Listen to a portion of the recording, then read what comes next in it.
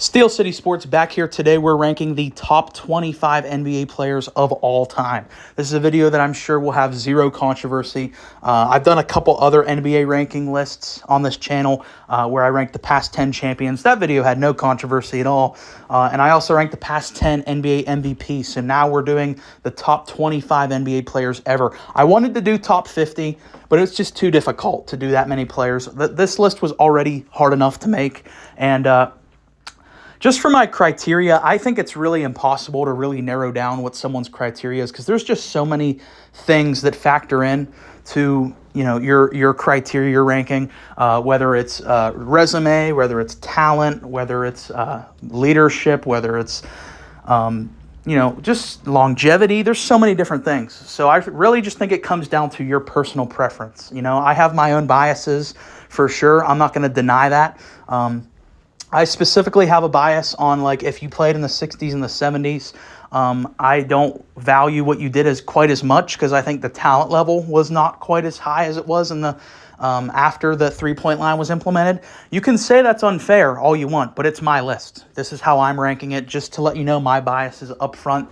And I look forward to doing this, and please let me know your list in the comments. And also, please keep in mind, I'm just a dude making YouTube videos. I'm not some well-funded company that spends 50 hours of research. This is just my personal list. Coming in at number 25, we have Karl Malone, the mailman, who is third on the all-time scorers list. He's a two-time MVP and is one of the most unstoppable forces of the 90s. Went to two finals with the Utah Jazz. Him and John Stockton are considered one of the best duos of all time. Now, Karl Malone is usually ranked higher on other people's lists, but for me, rings, I think, are probably the most important factor when it comes to ranking all-time players. Karl Malone's the only player on my top 25 list who doesn't have a ring. So again, I know some other people don't rank it like that, but that's my thing. Rings matter, and Karl Malone was never able to get that. But I felt I couldn't leave him off the list just because he has such a fantastic resume. I think out of all the players you look at, all-time greats that don't have a ring, I think his resume is the best out of those kinds of guys. But there's obviously all kinds of other guys we could get into. If I mentioned all of them, that would be another video in of itself. But I had to include him just because, I think it would delegitimize the list if I didn't have him in my top 25. So that's where Karl Malone is. And at number 24, we have Scotty Pippen, a six-time NBA champion, one of the most versatile players of all time, and widely considered to be one of, if not the greatest, Robins of all time. Scotty Pippen is extremely important to the Bulls dynasty. We all know. A lot of people like to point out that Michael Jordan didn't have much playoff success without Scotty Pippen. I don't know how much of that is fair. Obviously, I wasn't born back then, so I didn't watch that era of the Bulls. But Scotty Pippen, extremely vital to winning those rings. Almost won an MVP also that year that Michael Jordan was off playing baseball. And I want to say he led the Bulls to the conference final. I could be wrong on that, so you guys will have to correct me on that. But I'm pretty sure he led the Bulls to a conference final the year Michael Jordan was gone. So that is extremely impressive. I think it kind of just shows his value and shows that, he was still a really good player outside of Michael Jordan. Obviously, all the spotlight goes to Michael, but Scottie Pippen was a fantastic player, was a top 5 player in the NBA at that time still. So he is incredible and has a lot of longevity as well. He did play for a long time.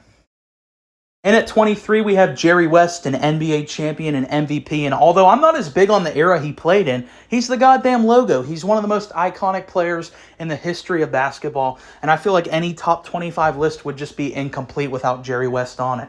And I feel like he really was one of those trailblazers for the Lakers franchise that helped set them up into being one of the most recognizable franchises, not only in the sport, but in the world. The Lakers are one of the biggest brands on the planet, and I felt like Jerry West really started to help establish that alongside Elgin Baylor and guys like Wilt Chamberlain, and then obviously later on Magic. But he was really one of the first superstars to really build up that Lakers culture, and one of the best scorers of all time, had a unique play style for his era.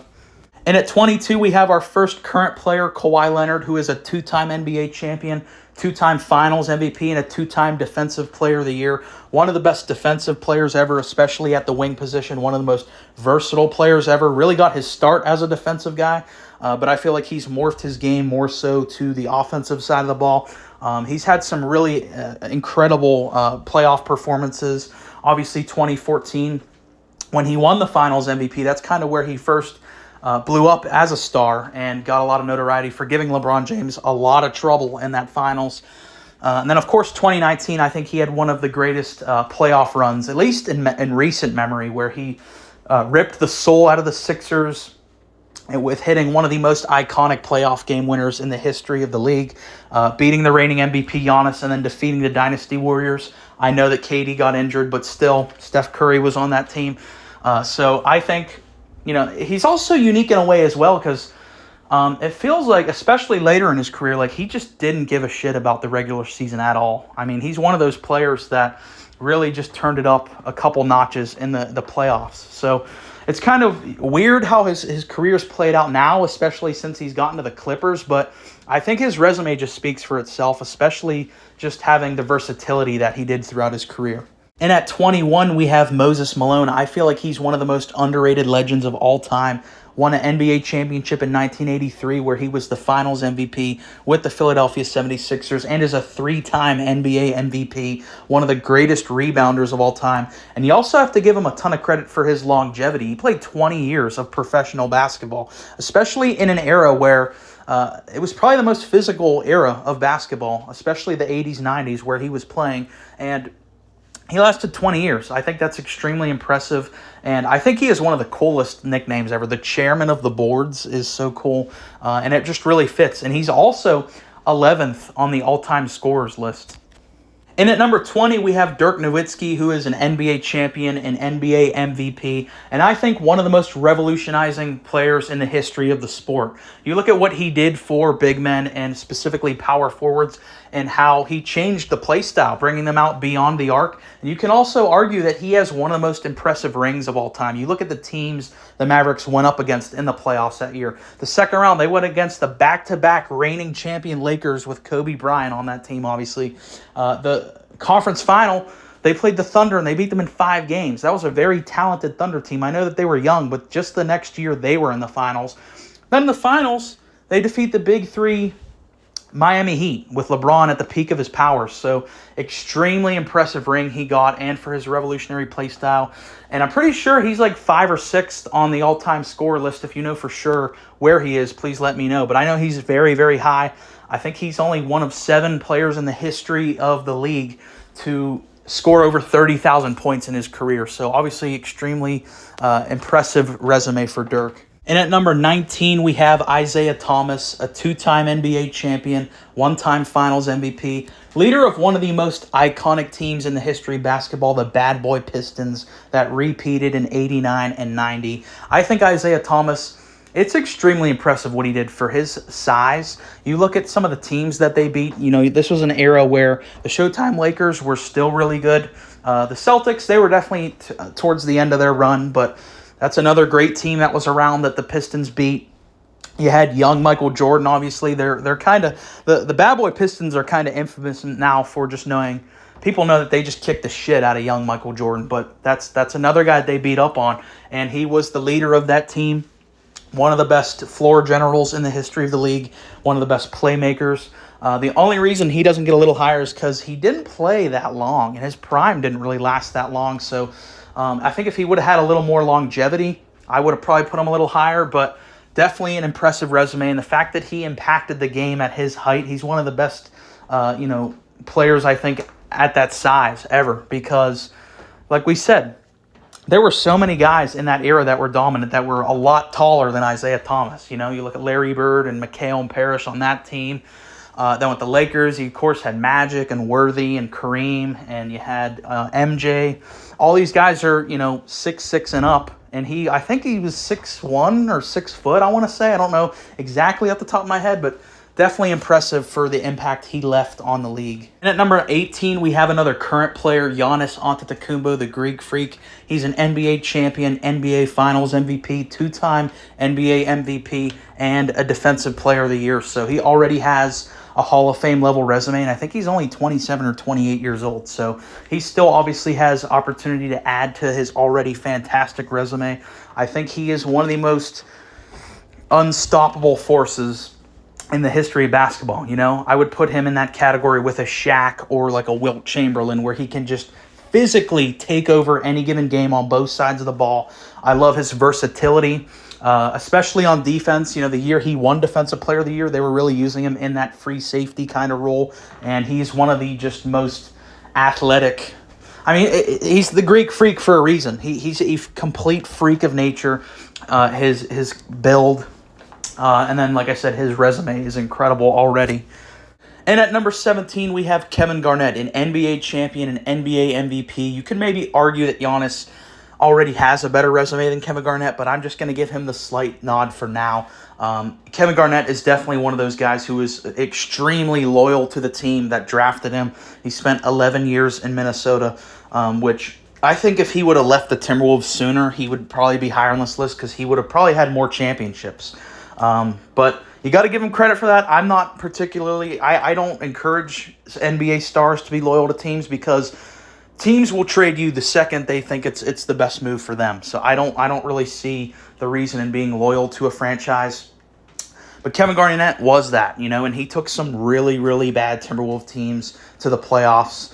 And of course, like we said earlier, he eventually did leave and went to Boston. And you could argue he was the best player on that Celtics team that won the title. I know he didn't get the Finals MVP, but he was incredible. Just one of the best defensive players of all time, absolute monster, and had the longevity as well. Number 16, we have Oscar Robertson, who won an NBA title in 1971 with the Bucks and Kareem. He won an NBA MVP, and I think he's one of the most freakish athletic players in the history of basketball. When you look at just how much he stood out for his era, averaged a triple-double, and that was kind of an untouchable feat for a very long time, obviously, until Westbrook did it. But yeah, he really stands out for his era and dominated. Number 15, we have Julius Irving, an NBA champion and a four-time MVP. I don't think people today realize just quite how big Julius Irving was. Before Michael Jordan, there was Julius Irving. This was the guy Michael Jordan looked up to. It's because athletically, the world had never seen someone like this. I mean, just the play style was off the charts in terms of just the pure dominant athleticism from Julius Irving. He's one of the most iconic players in the history of basketball, and certainly one of the most influential on the game. Number 14, we have Dwayne Wade, a three-time NBA champion, one of the greatest playoff performers in the history of the league. I think you can also argue he's the greatest shot-blocking guard in the history of basketball. The crown jewel of his career is the 2006 Finals, where he was incredible and was very Jordan-esque, just completely took over. I think it is probably on a short list of one of the greatest finals performances ever, Dwayne Wade in 2006. And he also obviously recruited LeBron James and Chris Bosh down to the Heat, where they won 2 titles. He gets a lot of credit for kind of taking the backseat role. A lot of guys with their ego would be like, hey, you're coming to my team, you got to take the backseat to me. That's not Dwayne Wade. He had the IQ, recognized it, and was able to, I think, really help elevate LeBron. And I think he is one of the highest IQ players in the history of basketball. At 13, we have Kevin Durant, a 2-time NBA champion, 2-time Finals MVP, 2014 League MVP, and was the best player on what I consider to be the greatest team in the history of basketball. I also consider Kevin Durant to be the greatest scorer in the history of basketball. Not that he's going to win a scoring championship every year, but in terms of just skill and ability to score basically anywhere on the floor stylistically, Kevin Durant is going to get a bucket in any which way, whether it's from the three-point shot. He can dribble like a guard, even though he has the size of a center. He can post you up. He can dunk on you. He's one of the biggest enigmas ever, and just in terms of being a unicorn, I think that is really Kevin Durant for his size, for his skill style, for his ability to shoot the ball just as good as Steph Curry, basically. Kevin Durant is one of the most unique players in the history of basketball. I would like to see him definitely win a championship outside of Golden State. I think that, for me, would boost him into the top 10, but you cannot deny how great a player he really is. Number 12, we have Bill Russell, an 11-time NBA champion and widely considered to be one of, if not the greatest defensive players in the history of basketball, and definitely a pioneer for the league. The reason I don't have Bill Russell a little higher is, like I said earlier, I just am not really too big of a fan of the era he played in, the 50s and 60s. I know you can say that's unfair. It's just my personal bias. Like I said, it's my list. I just think it was a completely different game. The way basketball was played was just like night and day to how it looks, later on, especially when the three-point line was implemented. There were, much less teams back then. I think the talent in the league was significantly lower back then. Everyone likes to say it was plumbers and brick masons and all that playing back then. But still, I don't think it's really a knock on him to put him as the 12th best basketball player in the history of the planet. I still think that is an incredible feat, and that's why he's here. Barely missing the top 10 at number 11, we have Wilt Chamberlain, who is a two-time NBA champion, four-time MVP, and I think you can argue the greatest just physical athletic anomaly in the history of the league. This guy was a complete... He can't even really put it into words, just how physically dominant this guy was. I mean, his career average is 30 and 22. That is like that. I can't really even put it into words how ridiculous that is.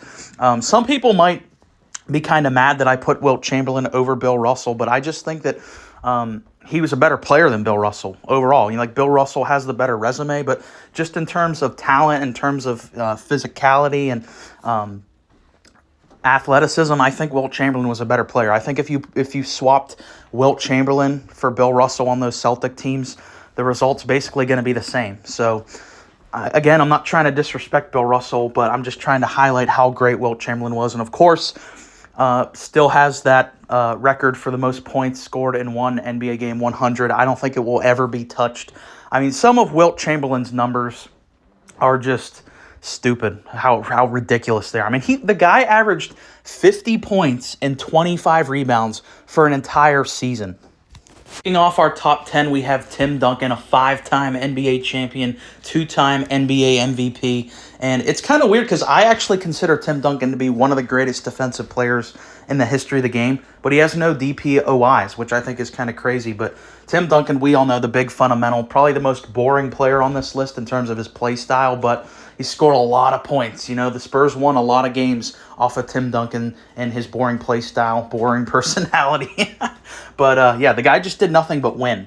Came right in the league and won. I want to say he was drafted in 97. I think the Spurs won the title in 99. So very quickly, the Spurs felt the impact of Tim Duncan, and they went on to win 5 total championships under Tim Duncan. And I think it's kind of fascinating how there's different renditions of the Spurs over there, because they won 5 titles over 15 years, from 1999 to 2014. And you saw a lot of different, a lot of evolution from the Spurs. They looked a lot different on each of those championship teams, but the one constant was Tim Duncan and the fact of his dominance on both sides of the ball. You got to give him a lot of credit for his longevity. I mean, I want to say he played 20 years, right? Or 19 years, something like that. So has the longevity, has the rings. I think it's pretty fair to put Tim Duncan in the top 10. I think he's the greatest power forward in the history of the game. Number 9, we have Hakeem Olajuwon, a 2-time NBA champion, 2-time Finals MVP, a league MVP, a Defensive Player of the Year. I think Hakeem Olajuwon is one of the most underrated and disrespected legends of all time, because I've seen a lot of lists. I looked at a lot of other people's lists when I was making this just to kind of get a sense of it. Some of these lists didn't even have Hakeem in the top 10. I think that's total BS. If you don't have Hakeem Olajuwon in your top 10, that just disqualifies you from talking about basketball, in my opinion. He's one of the greatest players ever. I had to kind of tame myself because I wanted to put him actually higher on the list. He's one of my favorite players ever, but I think 9 is a really good spot.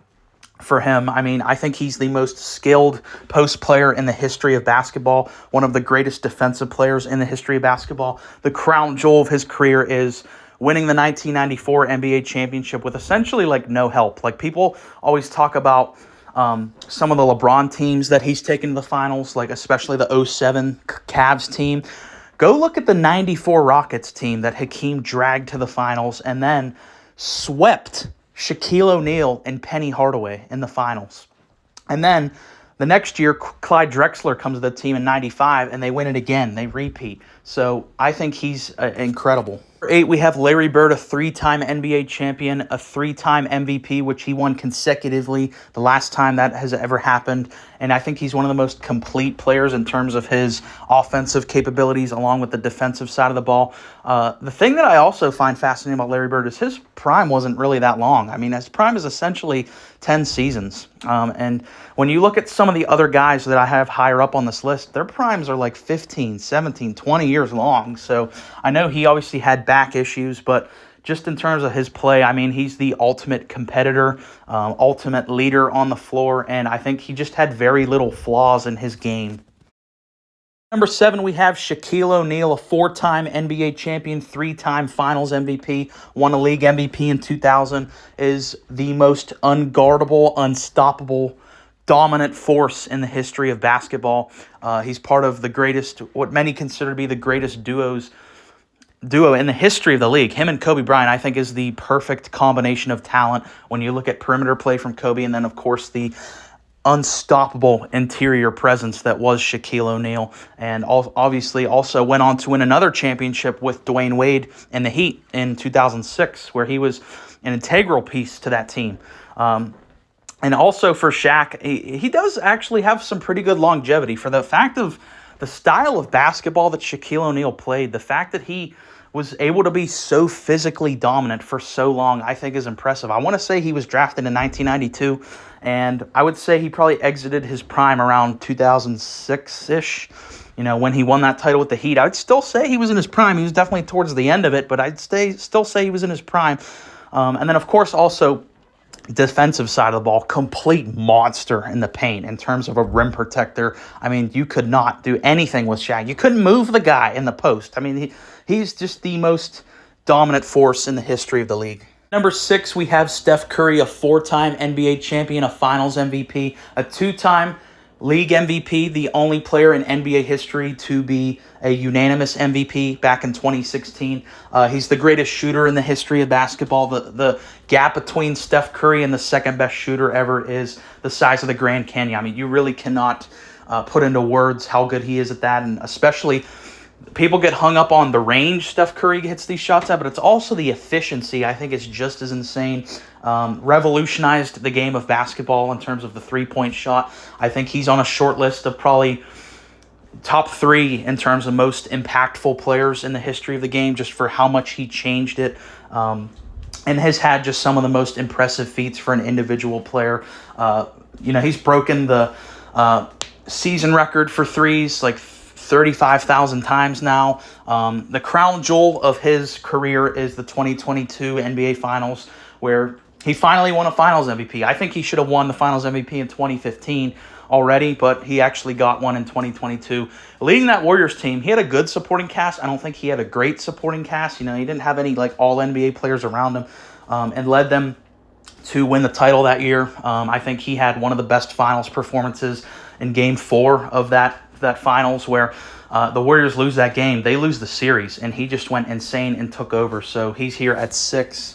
Off our top 5 is Magic Johnson, a 5-time NBA champion, 3-time MVP, the greatest point guard in the history of the game, the greatest passer in the history of the game, one of the most iconic players, one of the most recognizable players in the history of the league. We talked about just now how influential Steph was. Well, Magic Johnson, one of the most influential, impactful players in terms of him, and Larry Bird basically saved the league. The NBA was on the verge of bankruptcy, but the star power of Magic Johnson and Larry Bird really saved the NBA. And he is, I also said earlier about Jerry West, about how he was one of the first guys to really set the culture with that Lakers brand. But Magic, it is Magic. He's the guy who really built the Lakers culture, went there. Obviously, Kareem was there But Magic and Kareem together is, again, like we said with Kobe and Shaq, you can argue they're the best duo in the history of basketball. I mean, the way that Magic Johnson elevated his teammates, you can't even really put it into words. I mean, everybody was better when they played with Magic Johnson. I mean, one of the most versatile players for his size, played center for one finals. I don't think anyone's really shocked that he's in the top 5. Number 4, we have Kobe Bryant, a 5-time NBA champion, a league MVP, and a 2-time finals MVP. Obviously getting off his start with Shaq. We just mentioned a little bit ago how they were basically the greatest duo of all time, just in terms of their skill sets complemented each other perfectly. And then going on later to lead the Lakers to back-to-back rings in 2009 and 2010, where he was the clear leader of the team with Pau Gasol. I think he has the best drive, the best work ethic in the history of the league. That's well documented with the Mamba mentality. And then, of course, replicating Michael Jordan's play style, I think is just fascinating how he was able to do that. One of the best defensive players, especially as a wing. And I think you can argue the greatest competitor.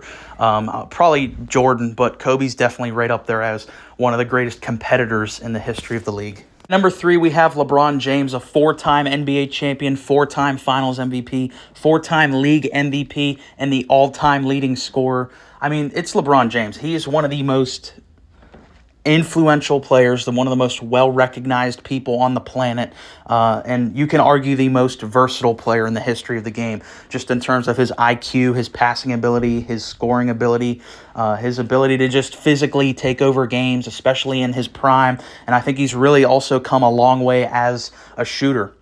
You cannot deny the impact that LeBron James has had on the NBA, specifically with player movement. He was very influential in that, and he's just one of the most dominant players in the history of the league. Number 2, we have Kareem AbdulJabbar, who on paper has the greatest resume in the history of the game. A 6-time champion, a 6-time league MVP, second on the all-time scorers list, has the most unguardable shot in the history of the game. The skyhook, played 20 seasons in the NBA. And I give him a lot of credit for longevity, because a lot of guys in that era weren't playing 20 seasons. Wilt Chamberlain played 13 seasons. Kareem played 20. I think that just goes to show his durability and just how great he was. And you also have to take into account how important he was for the league. He was the face of the league for so long, and also was, like we talked about with Jerry West and Magic, Kareem was just as important to building up that Lakers culture and to what they are today. The GOAT, of course, is Michael Jordan, a 6-time NBA champion, a 5-time league MVP, a defensive player of the year, the only guy to ever win the MVP, the scoring title, and the defensive player of the year in one season back in 1987. And I don't think anyone's ever going to touch Michael Jordan for how good he was at the peak of his powers. You look at the 2 separate three-peats he had, never lost the finals, never went to a Game 7. It's Michael effing Jordan. I mean, he's the most influential, most important player to the sport, and I don't think he will ever be touched as the GOAT of the NBA. So that has been my top 25 ranking. I'm sure I didn't upset anybody with these rankings here. If you made it this far, as always, I really appreciate you listening to me ramble on. And go ahead and, of course, leave your list in the comments, and please like and subscribe.